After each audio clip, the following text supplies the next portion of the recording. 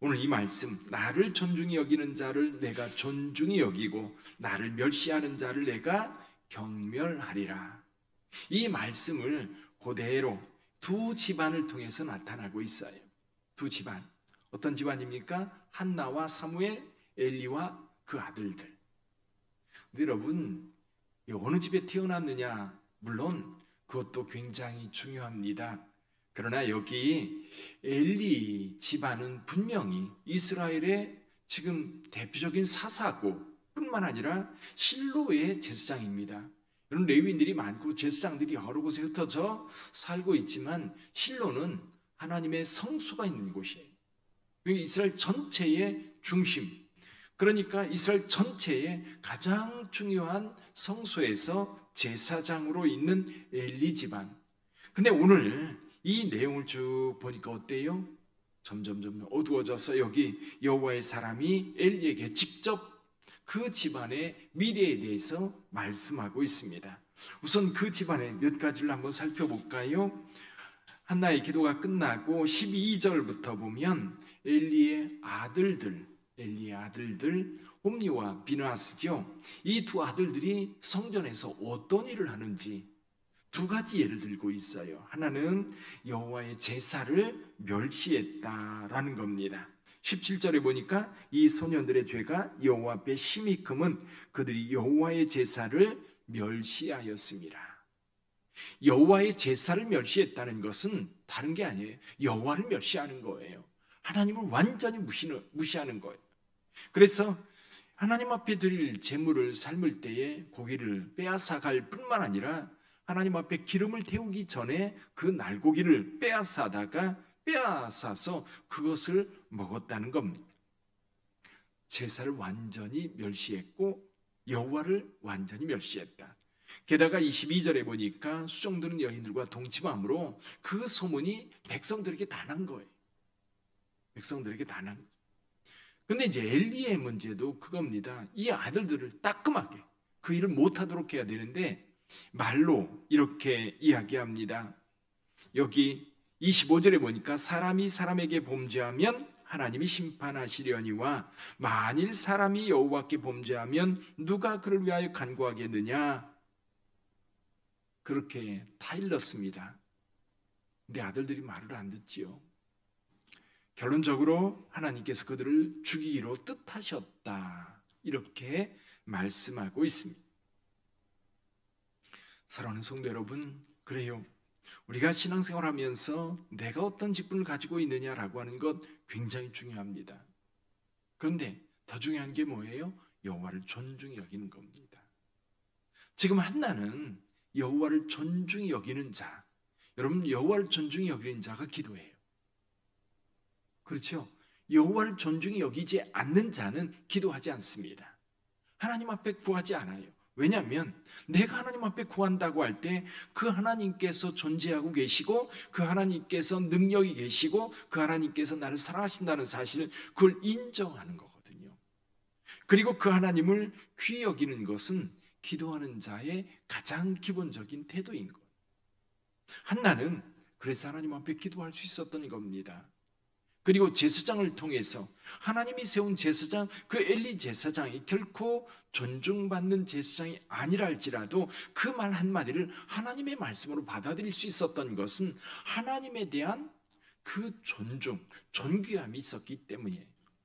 그래서 한나는 오늘 하나님 앞에 사무엘을 하나님 앞에 바치면서 하나님 앞에 기도했는데 이 한나의 기도, 여러분 나중에 마리아가 기도했던 마리아의 기도와 이게 비교가 되는 굉장히 내용이 흡사한 그런 기도입니다. 우리 5절 6절 한번 볼까요? 5절과 6절 같이 한번 읽어보지요. 풍족하던 자들은 양식을 위하여 품을 팔고 줄이던 자들은 다시 줄이지 아니하도다. 전에 임신하지 못하던 자는 7을 낳았고 많은 자녀를 둔 자는 쇠약하도다. 여호와는 죽이기도 하시고 살리기도 하시며 수월에 내리게도 하시고 거기에서 올리기도 하시는도다.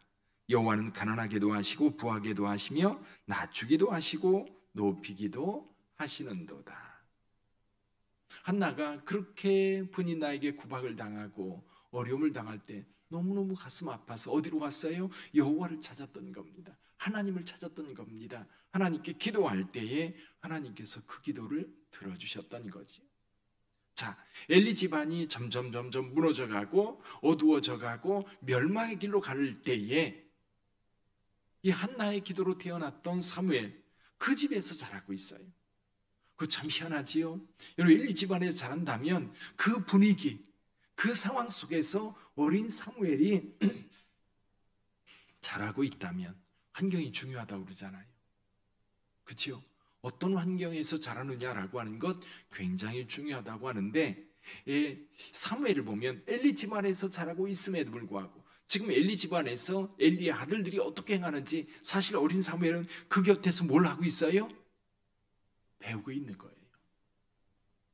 그들이 행하는 것을 배우고 있는 거예요. 그런데 참 신기하지요.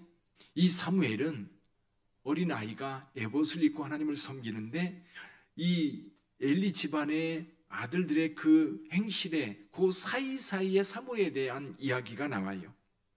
그렇죠? 여기 18절 한번 볼까요? 18절 같이 읽어봅니다. 사무엘은 어렸을 때에 세마포 에봇을 입고 여호와 앞에서 섬겼더라. 26절 볼까요? 아이 사무엘이 점점 자라매 여호와와 사람들에게 은총을 더욱 받더라. 이제 그런 생각을 해봐요. 엘리 집안에서 지금 사무엘이 같이 자라고 있는데 어쩌면 엘리 집안은 이런 모습인데 그 속에 끼어 있는 사무엘은 전혀 다른 모습을 보이고 있어요. 왜 그럴까요? 뭐 때문이죠? 다른 거는 다 이제 우리가 이해하기 어려운 어떤 부분이랄지라도 한 가지는 분명한 게 있어요. 그게 뭐예요? 한나의 기도. 그렇죠? 다른 조건은 다 똑같은 상황인데 사무엘, 물론 엘리 집안의 피를 물려받지 않은 전혀 다른 집안의 제사장이지만 그것과 함께 사무엘에게 다른 점이 있다면 엄마의 기도입니다. 엄마의 기도. 그 분위기 속에서 어떻게 사무엘이 자기의 그 순성과 하나님을 사랑하는 그 제사장으로 칭찬받으며 자랄 수 있을까? 객관적으로 우리가 볼 수 있는 단 한 가지는 그건 것 같아요. 한나가 뒤에서 이 사무엘을 위해서 얼마나 기도했을까? 그렇죠? 얼마나 기도했을까? 그 눈물의 기도와 그 애타는 기도와 그 안타까움의 기도와 그리고 하나님의 거룩한 은혜에 대한 간절함에 대한 그런 소망들이 이 한나의 마음속에 채워져 있었을 것이고 그것이 사무엘에게 끊임없이 하나님의 영적인 능력으로 채워지지 않았을까? 그래서 오늘 여기 아까 읽어드렸던 30절 말씀, 나를 존중히 여기는 자를 내가 존중히 여기고. 그래서 한나가 하나님 앞에 늘 기도하면서 하나님 앞에 구할 때 하나님은 그를 존중히 여기고 그를 귀히 여겨서 사무엘에게 하나님의 영을 더욱 강력하게 넣어 주셨던 것이라 봅니다. 사랑하는 성도 여러분, 오늘도 하루를 살아갈 때에 하나님을 존중히 여기는, 그래서 하나님께로부터 존중히 여김받는 그런 성도들이 다 되시기를 바랍니다. 또 여러분의 기도 때문에 여러분의 자녀들이 믿음 안에 살고 또 여러분의 기도 때문에 오늘 빛된 교회가 하나님 앞에 거룩하게 세워지고 여러분의 기도 때문에 이 대한민국이 세계 선교회에 거룩하게 쓰임받는 나라가 되는 줄 믿습니다. 우리 기도가 여전히 살아서 우리 하나님 앞에 영광 돌릴 수 있기를 다시 한번 축복합니다. 기도하겠습니다.